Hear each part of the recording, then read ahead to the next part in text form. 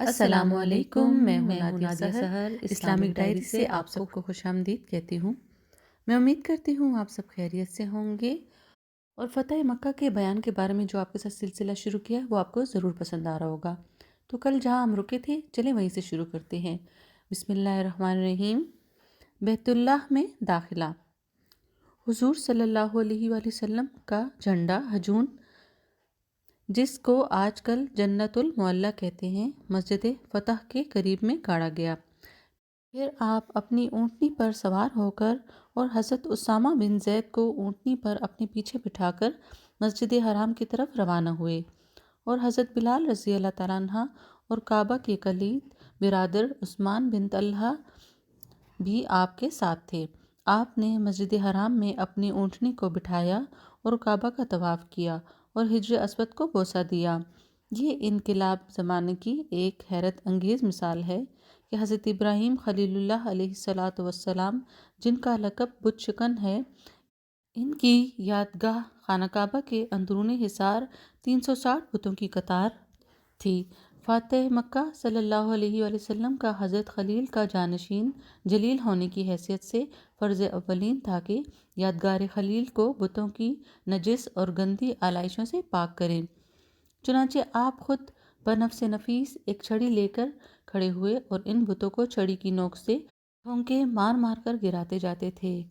اور قرآن کی یہ آیت تلاوت فرماتے، یعنی کہ حق آ گیا اور باطل مٹ گیا۔ باطل مٹنے ہی کی چیز تھی۔ پھر ان بتوں کو جو عین کعبہ کے اندر تھے، حضور صلی اللہ علیہ وآلہ وسلم نے حکم دیا کہ وہ سب نکالے جائیں۔ چنانچہ وہ سب بت نکال باہر کیے گئے۔ انہی بتوں میں حضرت ابراہیم و حضرت اسماعیل علیہ السلام کے مجسمے بھی تھے،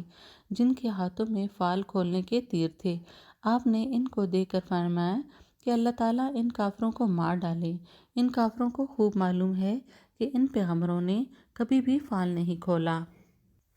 جب تک ایک ایک بت کعبہ کے اندر سے نہ نکل گیا، آپ نے کعبہ کے اندر قدم نہیں رکھا۔ جب تمام بتوں سے کعبہ پاک ہو گیا تو آپ اپنے ساتھ حضرت اسامہ بن زید اور حضرت بلال رضی اللہ تعالیٰ عنہ،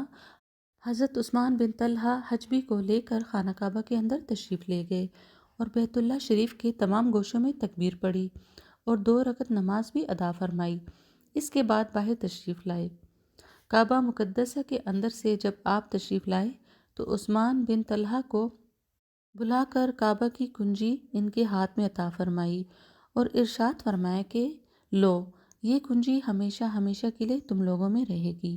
یہ کنجی تم سے وہی چھینے گا جو ظالم ہوگا۔ شہنشاہ رسالت کا دربار عام۔ اس کے بعد تاجدار دو عالم صلی اللہ علیہ وآلہ وسلم نے شہنشاہ اسلام کی حیثیت سے حرم الہی میں سب سے پہلا دربار عام منعقد فرمایا، جس میں افواج اسلام کے علاوہ ہزاروں کفار و مشرکین کے خواص و عوام کا ایک زبردست ازدحام تھا۔ اس شہنشاہی خطبہ میں آپ نے صرف اہل مکہ ہی سے نہیں بلکہ تمام اقوام عالم سے خطاب عام فرماتے ہوئے یہ ارشاد فرمایا کہ ایک خدا کے سوا کوئی معبود نہیں، اس کا کوئی شریک نہیں۔ اس نے اپنا وعدہ سچ کر دکھایا۔ اس نے اپنے بندے حضور صلی اللہ علیہ وآلہ وسلم کی مدد کی اور کفار کے تمام لشکروں کو تنہا شکست دے دی۔ تمام فخر کی باتیں، تمام پرانے خونوں کا بدلہ، تمام پرانے خون بہا اور جاہلیت کی رسمیں سب میرے پیروں کے نیچے ہیں۔ صرف کعبہ کی تولید، حجاج کو پانی پلانا، یہ 2 اعزاز اس سے مستثنیٰ ہیں۔ اے قوم قریش، اب جاہلیت کا غرور اور خاندانوں کا افتخار خدا نے مٹا دیا۔ تمام لوگ حضرت آدم علیہ السلام کی نسل سے ہیں اور حضرت آدم علیہ السلام مٹی سے بنائے گئے ہیں۔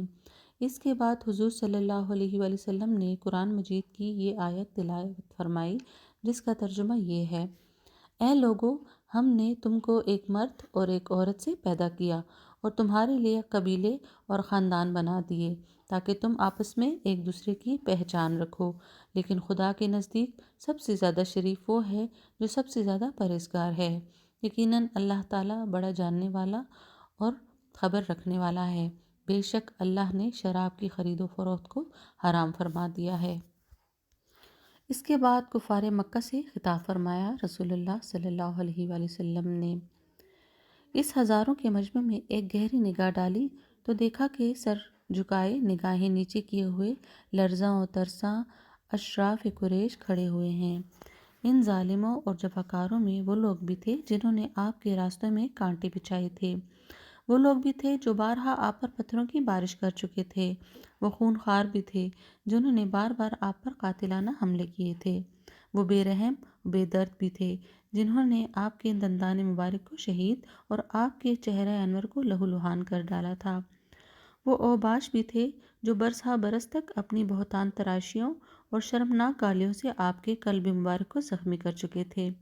وہ صفاق و درندہ صفت بھی تھے جو آپ کے گلے میں چادر کا پھندا ڈال کر آپ کا گلا گھونٹ چکے تھے،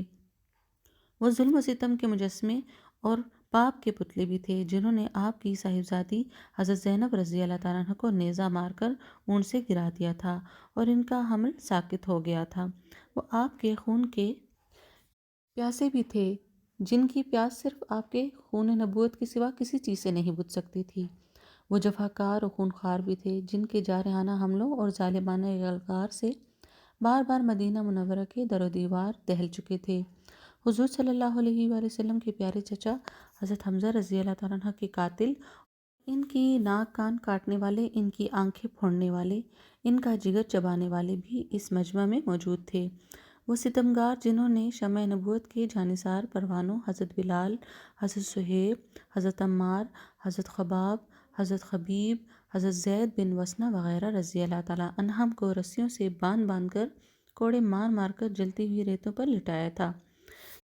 کسی کو آگ کے دہکتے ہوئے کوئلوں پر سلایا تھا، کسی کو چٹائیوں میں لپیٹ لپیٹ کر ناکوں میں دھوئیں دیے تھے، سینکڑوں بار گلا گھونٹا تھا، یہ تمام جور و جفا سلم و ستمگار کے پیکر جن کے جسم کے رونگٹے رونگٹے اور بدن کے بال بال ظلم و وادان اور سرکشی و طغیان کے وبال سے خوفناک جرموں اور شرمناک مظالم کے پہاڑ بن چکے تھے، آج یہ سب کے سب 10-12 ہزار مہاجرین و انصار کے لشکر کی حراست میں مجرم بنے ہوئے کھڑے کانپ رہے تھے اور اپنے دلوں میں یہ سوچ رہے تھے کہ شاید آج ہماری لاشوں کو کتوں سے نچوا کر ہماری بوٹیاں چیلوں اور کبوں کو کھلائی جائیں گی اور انصار و مہاجرین کی غضبناک فوجیں ہمارے بچے بچے کو خاک و خون میں ملا کر ہماری نسلوں کو نیست و نابود کر ڈالیں گی اور ہماری بستیوں کو تاخت و تاراج کر کے تہس نہس کر ڈالیں گی، ان مجرموں کو سینوں میں خوف و ہراس کا طوفان اٹھ رہا تھا، دہشت اور ڈر سے ان کے بدنوں کی بوٹی بوٹی بھڑک رہی تھی، دل دھڑک رہے تھے، کلیجے منہ میں آ گئے اور عالم یاس میں انہیں زمین سے آسمان تک دھوئیں ہی دھوئیں اور خوفناک بادل نظر آ رہے تھے، اسی مایوسی اور ناامیدی کی خطرناک فضا میں ایک دم شہنشاہ رسالت کی نگاہ رحمت ان پاپیوں کی طرف متوجہ ہوئی اور ان مجرموں سے آپ نے پوچھا کہ بولو، تم کو کچھ معلوم ہے کہ آج میں تم سے کیا معاملہ کرنے والا ہوں؟ اس دہشت انگیز اور خوفناک سوال سے مجرمین حواس باختہ ہو کر کانپ اٹھے، لیکن جبین رحمت کے پیغمبرانہ تیور کو دیکھ کر امید و بیم کے محشر میں لرزتے ہوئے سب یک زبان ہو کر بولے کہ آپ کرم والے بھائی اور کرم والے باپ کے بیٹے ہیں، سب کی للچائی ہوئی نظریں جمال نبوت کا منہ تک رہی تھی اور سب کے کان شہنشاہ نبوت کا فیصلہ کن جواب سننے کے لیے منتظر تھے کہ ایک دم دفعتاً فاتح مکہ نے اپنے کریمانہ لہجے میں ارشاد فرمایا کہ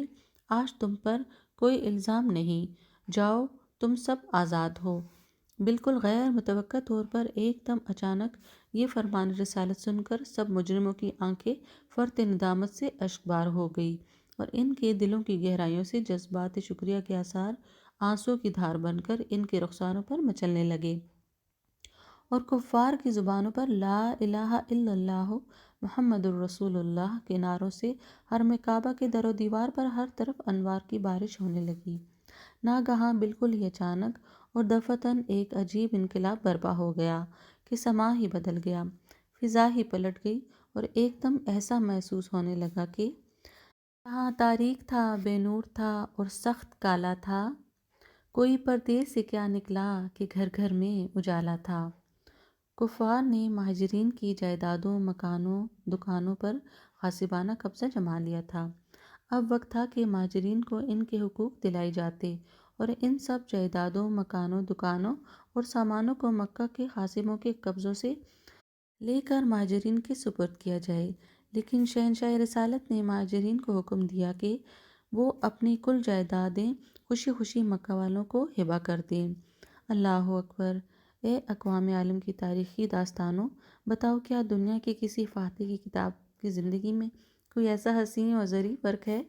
اے دھرتی خدا کے لیے بتا، اے آسمان بول، کیا تمہارے درمیان کوئی ایسا فاتح گزرا ہے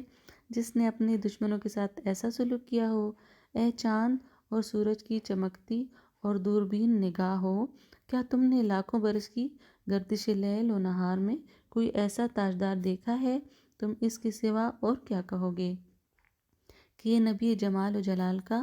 وہ بے مثال شاہکار ہے کہ شاہان عالم کے لیے اس کا تصور بھی محال ہے۔ اس لیے ہم تمام دنیا کو چیلنج کے ساتھ دعوت نظارہ دیتے ہیں کہ چشم اقوام یہ نظارہ ابد تک دیکھے، رفت شان رفعنا لکا ذکرک دیکھے۔ میں امید کرتی ہوں میرا آج کا ایپیسوڈ آپ کو ضرور پسند آئے گا، تو میری ویڈیو کو لائک کریں، شیئر کریں، میرے چینل کو سبسکرائب کریں۔ انشاءاللہ کل یہ سلسلہ یہاں سے آگے شروع کریں گے، تو اپنی دعاؤں میں یاد رکھیے گا، اپنا بہت زیادہ خیال رکھیے گا۔ آپ سب کا بہت شکریہ۔ اللہ حافظ۔